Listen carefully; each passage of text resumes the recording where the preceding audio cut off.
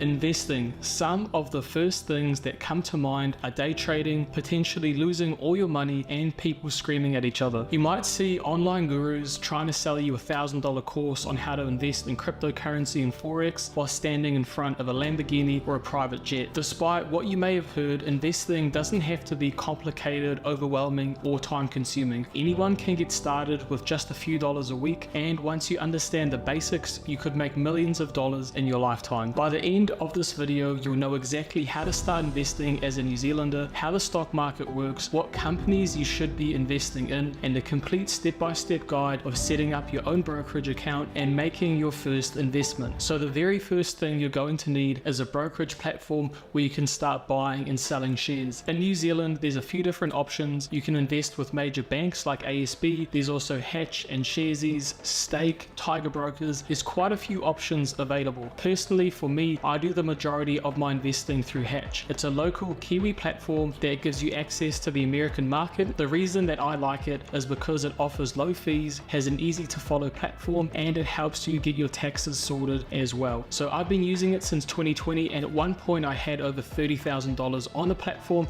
so I definitely trust it with my money. If you want to try out Hatch for yourself, then make sure to sign up using my affiliate link down below in the description box, which will give you a free $20 when you first make an account. So in terms of what you need to make your brokerage account, just a few basic pieces of info. So things like your email address, phone number, date of birth. Then you'll also be asked for some ID, so either your driver's license or your New Zealand passport, and then it'll also ask you for your IID number. And this is standard between all the different brokers that you have. Essentially, if you sign up to one, you know the exact process to sign up to another. So with Hatch, if we just type that into Google, click on create an account, it's going to guide us through entering all the info we just covered, and then it takes about 2 to 3 business days for everything to get verified, and then you're ready to start investing with the platform. So now that you've got a brokerage account, you want to know what should you be investing in. So basically, when it comes to the stock market, there's 2 main options that you have. There's ETFs, which are exchange traded funds. Some of you might already be familiar with these, and then there's individual stocks as well. So we'll go through the pros and cons of each of these different investment options so you can figure out which one is going to be the best for you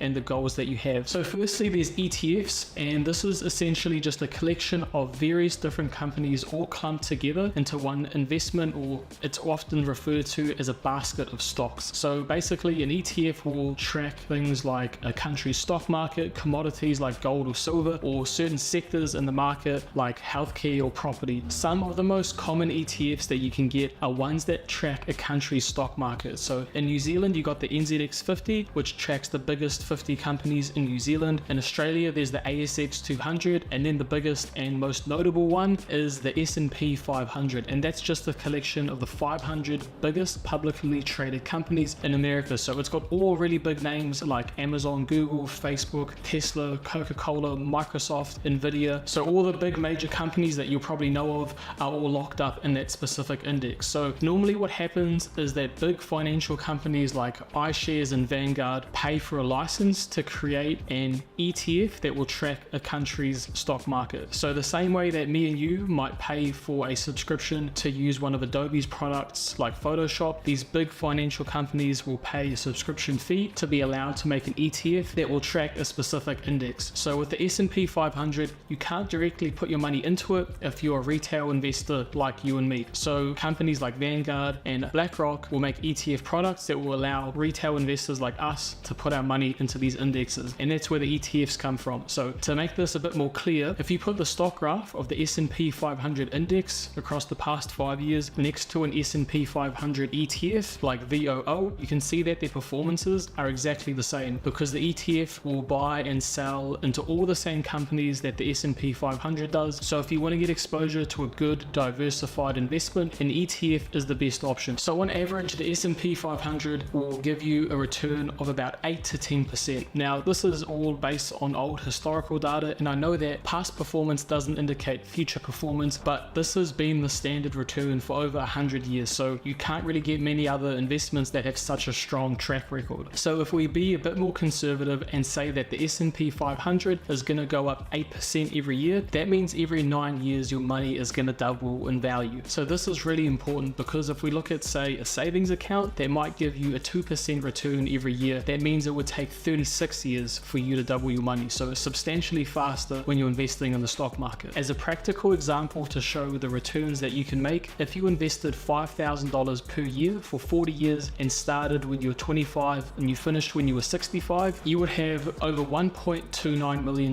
at the end of it. And if you just held on to the money in cash and hid it under your mattress, then you'd only have $200,000. So over a $1 million difference between investing and not investing your money. So of course there are limitations. 40 years is quite a long time to be investing, but it does show you the power of the stock market. And the biggest investor in the world, Warren Buffett, who has a net worth of over $100 billion, says that dollar cost averaging, or putting a consistent amount of money into the S&P 500, is the best investment that anyone can make, and it's what he recommends the vast majority of people to do with their money. He doesn't advise people to pick out individual stocks and try and do their own research on companies. He says just constantly putting in a set amount of money per week or per month into the S&P 500 is going to give you the best returns in the long run. So moving on to individual companies, this is when you spend your own personal time researching stocks, looking into the finer details of a company, like its management team, looking at financial reports, trying to get a really good gauge of how the company works and if it's going to be worthwhile for you to put your money with them as well. So when you hear people say become an overnight millionaire from putting their money into a stock like Nvidia or Tesla, something that's had a really great run in the past few years, this is typically where it happens. It's with an individual company. No one becomes an overnight millionaire or makes 1,000% return in a year from putting their money into a diversified ETF like VOO. It comes from individual stocks, and there's a few different types of individual stocks as well. So firstly, there's the growth stocks that everyone has probably heard of, like Tesla and Nvidia, ones that will do really well for a few years and then they'll sort of start to slow down a little bit, but often still get quite good consistent growth. So normally big tech companies, potentially ones that are a bit newer, can fall into this sort of high growth category. And you often hear people say that these kind of stocks are overpriced or that they're not really as valuable as everyone says they are. But realistically, at the end of the day, if lots of people buy into a particular stock, there's lots of hype around it and lots of interest, and people are putting their money into that investment, the price of it is going to go up. So if you want to ride the train and be a part of that, you can do it as well, but it's not a very consistent and long-term strategy. So again, you have to keep in mind the risk versus reward of doing this. So if you're not that interested in growth stocks or ones that potentially can make you lots of money but have a really big drop as well, then there's also blue chip companies, ones that are sort of big established leaders in their field. So think of brands like Coca-Cola, Apple, Disney, McDonald's. So all of these big branded companies that have stood the test of time and been around for decades. So now that you know what the different investing options are, there's some key things you have to know about the stock market, which are often common misconceptions that people have. So the first one is that recessions are completely normal. So basically a recession with the stock market is referred to any drop in total stock market price of 30% or more, and this will happen on average about every 8 years. So from 1945 to 2020, there's been over 13 quite major recessions, and on average the stock market will come down about 30% every time one of these happens. And there's also corrections, and it's just a euphemism of saying that everyone's lost a lot of money. So a correction just means the stock market has come down about 10%, and these are completely normal. If you're going to invest, there's going to be recessions while you're investing in the market, and you can likely have a drop of up to 30%. So one of the most recent ones that a lot of people will have known about is during the pandemic. So when the coronavirus had the world on lockdown, the S&P 500 dropped about 35%, but only a few months later it quickly rebounded, went up to some of the biggest and highest numbers that it had ever seen. So there's always recessions, they're quite normal, and normally they'll last a max of about 10 months. And from 1945 to 2020, if you hold your investment for at least 10 months, you're going to be back in the green and not have lost money. So this data that I'm showing here was made by Market Sentiment. I'll leave his articles linked below in the description, but it just shows you how normal recessions are, and they're not something to be afraid of. So if you're going to invest, they're going to be part and parcel of your investing journey. You're never going to find a stock that's going to go up in a perfectly straight line. There's always going to be ups and downs along the way, and that's just part of it. The other important thing is that most people can't beat the market. Even hedge fund managers that are paid millions of dollars to look after people's money and pick out what companies are going to be bought and sold, 90% of the time can't beat the standard stock market return of the S&P 500. Hence why Warren Buffett tells most people to just invest into the S&P 500. you're most of the time better off just participating in the market, gaining the standard stock market return, and having your money gradually grow and compound over time. If a hedge fund manager that's paid millions of dollars and potentially has decades of experience can't beat the market, it's going to be hard for the standard retail investor like you and me to do it.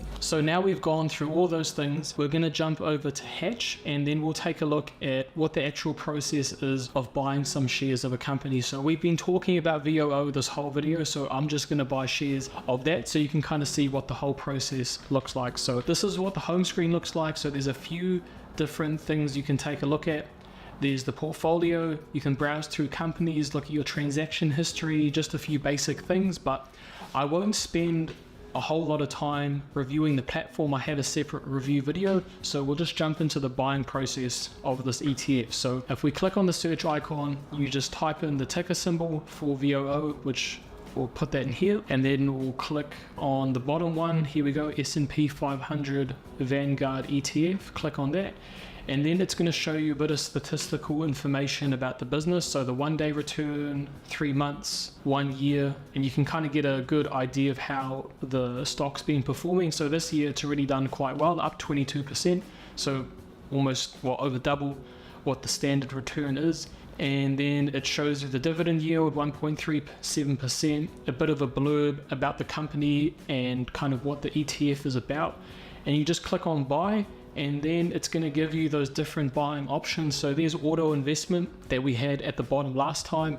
but we're just going to go with market buy order. So you select the amount that you want to invest in. So at the moment I have $0 in my Hatch account, but say if you want to invest $100, type that in. It's going to have the fee, so it's $3 per investment with Hatch, and you just click on review market buy order, and then the shares of that stock will show up in your account, and that's all you have to do. So once you've done that, then your shares are going to be on their way into your account. Takes about 2 to 3 business days, and then you have bought your very first shares of a company, and that's all you have to do. So the last thing to keep in mind with investing in New Zealand is your taxes. Do you have any tax obligations? Are you obligated to fill out any special forms to help get your taxes sorted? So there's a few criteria where you have to do some paperwork of your own. So with things like if you get a dividend payment of 200 New Zealand dollars or more from an overseas company, or if you have invested a total of $50,000 or more in an overseas business. So say if you're investing in companies like Apple and Microsoft, ones that are outside of New Zealand. But there's a few other things to keep in mind, like what if you're quickly buying and selling between different companies, and a few other criteria where you might have to do some paperwork of your own to make sure you're meeting all your tax obligations. If you want to see a complete guide on how to get your taxes sorted as a Kiwi investor, then make sure to check out this video on screen. That'll show you exactly how to do that.